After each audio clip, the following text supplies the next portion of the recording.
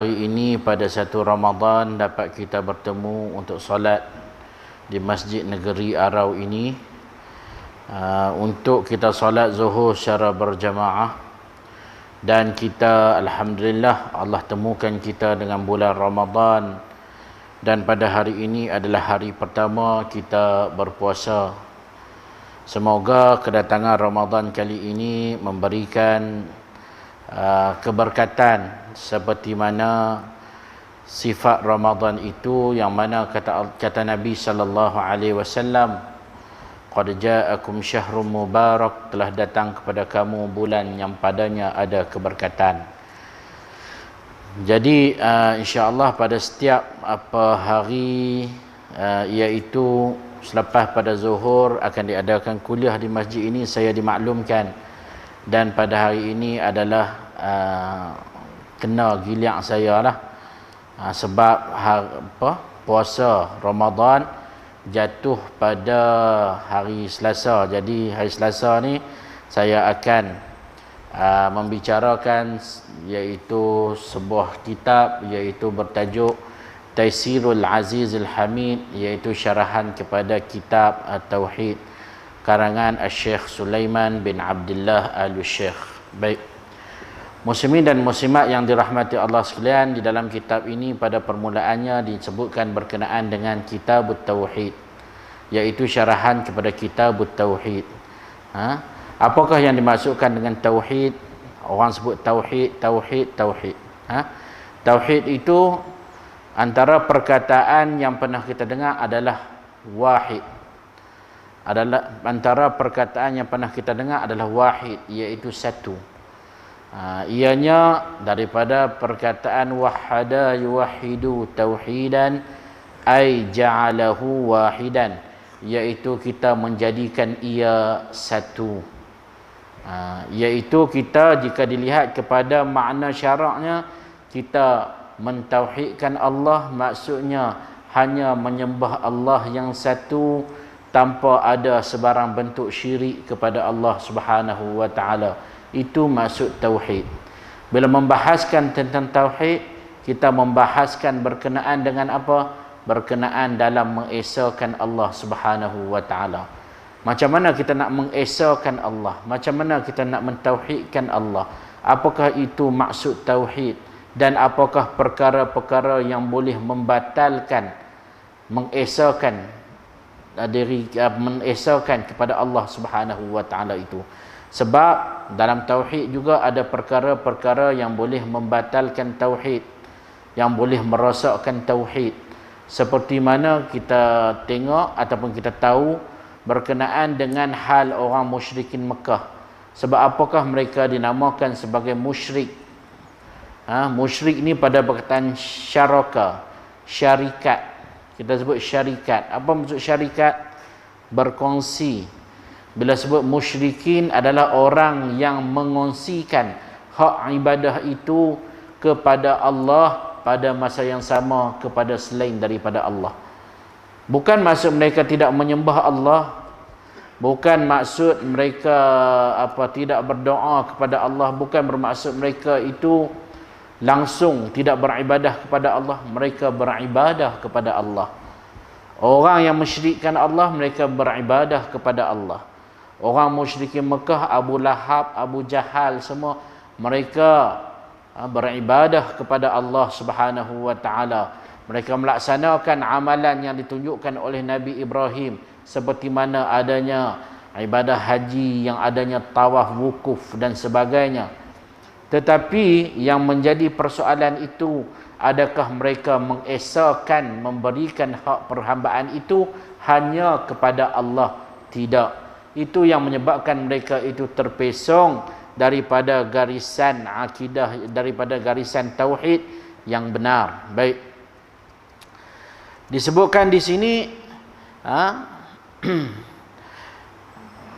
yang pertamanya adalah disebutkan berkenaan dengan jenis-jenis tauhid. Dalam mensyarahkan bab kitab tauhid ini dinyatakan tentang jenis-jenis tauhid. Yang pertamanya adalah tauhid rububiyah. Dan yang keduanya adalah tauhid asma' was sifat. dan yang ditekankan di dalam tauhid ini yang ketiganya iaitu tauhid al-uluhiyah ataupun tauhidul ibadah. Baik, tauhid yang pertama adalah tauhid rububiyah. Yang dimaksudkan dengan tauhid rububiyah itu adalah al-iqrar bi anna Allah Ta'ala rabbu kulli syai'in wa malikuhu wa khaliquhu wa raziquhu wa annahu muhyi al-mumit an-nafi' ad-dal al-mutafarrid bi ijabati ad-du'a 'inda al-ittirar dan sebagainya disebutkan.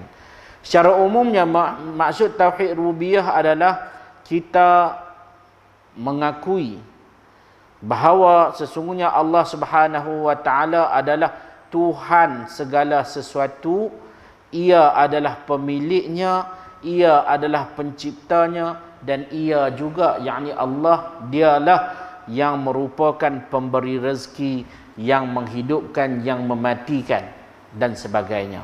Maksudnya di sini adalah kita beriman bahawa Allah lah pemilik, pencipta alam dan juga pencipta semua makhluk. Baik. Cuba kita tengok dalam bagaimana orang musyrikin Mekah. Orang musyrikin Mekah, siapakah bagi mereka itu pencipta sekalian alam ini? Siapa pencipta sekalian alam? Siapakah yang mencipta Tuhan-Tuhan mereka yang ramai itu, yang banyak tu? Allat wal Uzza. Mereka mengakui bahawa Allah lah yang menciptakan segalanya. Allah lah Tuhan yang maha besar. Allah lah yang menjadikan segala yang tidak wujud di atas muka bumi ini. Ini adalah kefahaman mereka. Malah sebahagian agama pun walaupun tidak menisbahkan bahawa nama Tuhan yang paling tinggi itu adalah Allah, tapi mereka mempercayai bahawa dewa-dewa yang mereka sembah, Tuhan-Tuhan yang mereka sembah itu, ada satu Tuhan hak menciptakan semua Tuhan-Tuhan itu. Ada satu Tuhan yang menciptakan dewa-dewa mereka. Seperti mana juga orang Nasrani juga, mereka menyembah Allah ke? Mereka menyembah Allah. Alam ini siapa yang cipta bagi orang Nasrani? Alam ini bukan Jesus yang cipta. Alam ini bukan Ruhul Qudus yang cipta. Alam ini siapa yang cipta? Sebab orang Nasrani ini dia apa? Dia beriman ada Tuhan, 3 Tuhan. Kan? Alam ini siapa yang cipta? Alam ini Allah yang cipta. Kan? Sebab orang Nasrani ini percaya bahawa Tuhan yang paling tinggi itu adalah Allah. Laqad kafara alladhina qalu innallaha thalithu salasah. Sesungguhnya telah kufur orang Nasrani itu apabila mereka menyatakan Allah itu satu daripada tiga Tuhan. Yang menciptakan Jesus, yang menciptakan Ruhul Qudus, yang menciptakan Maryam, yang menciptakan bumi, yang menciptakan alam, yang menciptakan segalanya itu adalah Allah Subhanahu wa taala. Itu sebab mengapa bila disebut tentang tauhid rububiyah adalah selagi mana seseorang itu percaya adanya Tuhan, maka dia memiliki tauhid rububiyah itu berkenaan dengan bahawa penciptaan alam ini hanya satu Tuhan. Kan? Cukupkah dengan kita menyatakan bahawa alam ini diciptakan oleh satu Tuhan? Berkenaan dengan perihal orang musyrikin Mekah, di dalam Al-Quran disebutkan, wala in sa'altahum man khalaqahum la yaqulunna Allah. Apabila ditanyakan kepada orang-orang yang mensyirikkan Allah, siapakah yang menciptakan mereka, maka mereka menyebut Allah. Ni bukan tanya kepada orang Islam. Tanya kepada siapa? Tanya kepada orang-orang musyrikin yang mensyirikkan Allah. Mereka menyatakan Allah. Allah lah yang menciptakan mereka. Wala in sa'altahum man nazzala minas sama'i ma'an fa ahya bihil arda min ba'di mautiha la yaqulunna Allah. Apabila ditanya pula kepada mereka siapakah yang menurunkan daripada langit akan air, yakni hujan, maka menghidupkan dengannya itu bumi dan juga selepas daripada kematiannya, maka mereka akan berkata apa? Allah. Itu sebab bila menyebut tentang Allah, Allah sebut apa? Alhamdulillahi Rabbil Alamin. Segala puji bagi Allah Subhanahu wa ta'ala, Tuhan sekalian alam. Allah ini adalah Tuhan sekalian alam. Baik, itu yang pertama. Tauhid yang pertama dinamakan sebagai Tauhid Ar-Rububiyah. Tauhid yang kedua pula dibahagikan di sini adalah Tauhid Al-Asma' wa Sifat. Baik, tuan-tuan muslimin muslimat dirahmati Allah sekalian. Kita barangkali sebagai orang dah belajar tauhid, 3 tauhid ini kan. Saya nak tanya di sinilah. Okey, kalau seorang tu dia tak mau pegang tauhid ni ada 3, apa hukum?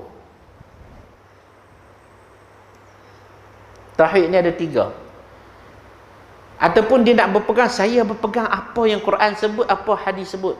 Ada dalam Quran bahagi tauhid itu ada 3? Ada dalam hadis itu dibahagikan tauhid itu ada 3? Tak ada. Zaman Nabi tak bagi tauhid itu 3. Para sahabat pun tak bagi tauhid itu 3. Begitulah juga sifat 20. Sifat 20 tu kita katakan yang penting apa tu? Konten dia tu. Sebagai orang banyak sifat 20 tak apalah. Tetapi pembelajaran tauhid yang lebih menyeluruh itu adalah melalui tauhid yang 3 lah. Tauhid yang 3 ini ia adalah kaedah bagaimana nak fahamkan orang cara mentauhidkan Allah. Tapi kalau kawan seorang itu dia beramal, dia i'tiqad akidah dia seperti mana yang Quran terang, seperti mana yang hadis terang, dia nak bagi tauhid itu 10 ke, tauhid itu ada 5 ke, ada 4 ke, ada 2 ke, 3 ke, hak tu terpulang. Hak tu adalah cara nak memahamkan orang. Jadi jangan pula sebagai orang dia kata kalau tak belajar, kalau apa, tak berpegang tauhid 3 ni apa, tak tahu tauhid 3 ni, tak jelas akidah, tak berpegang tauhid 20 sifat 20 ni apa. Contoh belajar ni dia belajar sifat 20 contoh, tak lengkap tauhid dan sebagainya. Tak, bukan macam tu. Itu adalah metod para ulama sebenarnya nak terang bagaimana nak kenal, nak beriman kepada Allah Subhanahu wa taala. Yang kedua disebutkan di sini tauhid asma' was sifat. Tauhid asma' was sifat ini kita mentauhidkan Allah dengan nama-nama dan juga sifat-sifat dia. Contohnya dalam Quran sebut walillahil asmaul husna fad'uuhu biha. Walillahil asmaul husna fad'uuhu biha. Bagi Allah itu ada nama-nama yang baik, maka berdoalah kepada Allah dengan guna nama tersebut. Kita baca bismillahirrahmanirrahim dengan nama Allah, pada tambah pula nama belakang dia apa? Ar-Rahman, pemurah, dan juga Ar-Rahim, Ar-Rahim, penyayang. Itu adalah nama Allah. Setiap daripada nama Allah dia ada konten sifat dia. Ketidak apa guna ada nama kalau tidak ada sifat. Contoh kita kata Muhammad tu pemurah. Jadi kita sebut nama Muhammad tu si pemurah. Bila kita sebut si pemurah, maksud dia merujuk kepada sifat yang ada, iaitu sifat apa? Pemurah, baik hati, suka tolong orang. Baik. Jadi setiap nama Allah itu dia ada apa? Dia ada makna dia.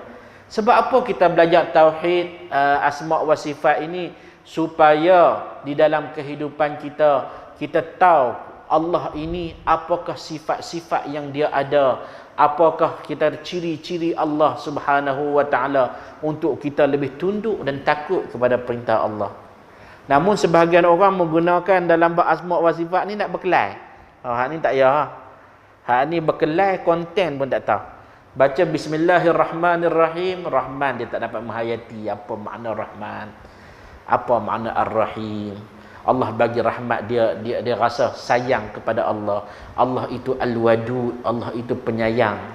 Kan? Allah itu Al-Jabbar. Jabbar ni apa? Yang membalas, yang keras. Bagaimana Allah balas kepada orang-orang yang zalim. Kan? Allah itu apa? Muhyi, mumit, yang menghidupkan, yang mematikan. Bila orang meninggal dunia, dia tahu yang menghidupkan, mematikan itu adalah Allah. Allah ada nama sedemikian. Allah lah yang menghidupkan dan mematikan. Itu sebab utama kita belajar tauhid al-asma' was sifat. supaya nampak kebesaran Allah Subhanahu wa taala. Al-Alim, Allah itu mengetahui. Wa ma tasqutu min waraqatin illa ya'lamuha. Tidaklah yang gugur daripada apa? Daun yang gugur daripada pokok-pokok yang ada di dunia ni, melainkan Allah tahu. Allah itu khabir, teliti. Teliti ni macam mana? Tak ada benda yang terselindung. Yang Allah buat itu, Allah Maha khabir ni, dia macam alim juga, tapi dia teliti. Sebab apa dia cipta jantung? Sebab apa dia cipta paru-paru? Sebab apa dia cipta apa buah pinggang? Semua ini adalah khabir. Allah yang mengetahui, teliti ilmu yang ada pada Allah itu. Dan yang seterusnya, muslimin muslimat yang dirahmati Allah, tauhid yang ketiga, inilah yang ditekankan yang utama di dalam kitab ini, iaitu yang dinamakan sebagai tauhid tauhid ilahiyah, ataupun dinamakan dengan tauhid uluhiyah, juga dinamakan dengan tauhidul ibadah. Hak ini adalah jenis yang ketiga. Apakah maksud yang dimaksudkan dengan tauhid ilahiyah ini ataupun uluhiyah ini? Iaitu ikhlasut ta'alluh lillahi ta'ala, iaitu seseorang itu ikhlas memperhambakan diri kepada Allah Subhanahu wa taala. Dan inilah juga yang membawa maksud kepada apa? Syahadah. Asyhadu an la ilaha illallah wa asyhadu anna Muhammadar Rasulullah. Yang asyhadu an la ilaha illallah, apakah maksud la ilaha illallah? La ma'buda bihaqqin illallah. Tidak ada yang disembah selayaknya melainkan Allah Subhanahu wa taala. Maksudnya mengesahkan Allah, memberikan hak-hak sembahan hanya kepada Allah, dan menolak sebarang bentuk syirik kepada Allah Subhanahu wa taala. Jadi kita akan sentuh berkenaan tauhid uluhiyah ini pada pembelajaran yang akan datang insya-Allah, berkenaan dengan ibadah ni. Sebab sebagai orang rasa ibadah tu apa? Ibadah tu sembahyang, puasa, zakat, bayar haji, hak tu ibadah. Dia tak nampak doa tu ibadah, cinta kepada Allah tu ibadah, tawakal itu ibadah. Ni duk bertawakal dengan apa? Gambar Sultan Abdul Hamid lagi. Tu ibadah, tawakal ibadah. Betul tak? Ada satu ibadah.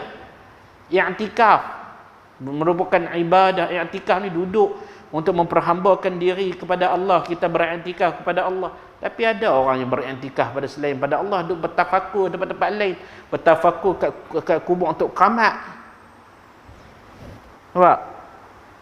Bukan kita katakan bab syirik ni kita nak kena pi semayang, pi sujud macam depan berhala dah. Berserah kepada selain pada Allah itu pun syirik. Dan perlu kita tahu, hak ni yang nak ditekankan di dalam tauhid uluhiyah. Sebab apa? Mau nak kira sembah Allah saja, orang musyrikin Mekah pun sembah Allah. Abu Lahab, Abu Jahal, semua sembah Allah. Tapi problem dalam tawakal, dalam mereka bernazar sembelih kepada selain daripada Allah, pi sembelih dekat kubur orang mati, apa kata? Sama macam Abu Lahab, Abu Jahal pi apa? Pi sembah depan berhala-berhala depa untuk bernazar dan sebagainya, bersumpah dan sebagainya. Jadi ini yang kita akan tengok nanti. Jadi sekadar itu saja untuk tengah hari ini. Dia 20 minit saja, kita akan sambung insya-Allah pada pembelajaran yang akan datang. Wa sallallahu ala nabiyyina Muhammad wa ala alihi wa sahbihi wa baraka wasallam. Wassalamualaikum warahmatullahi wabarakatuh.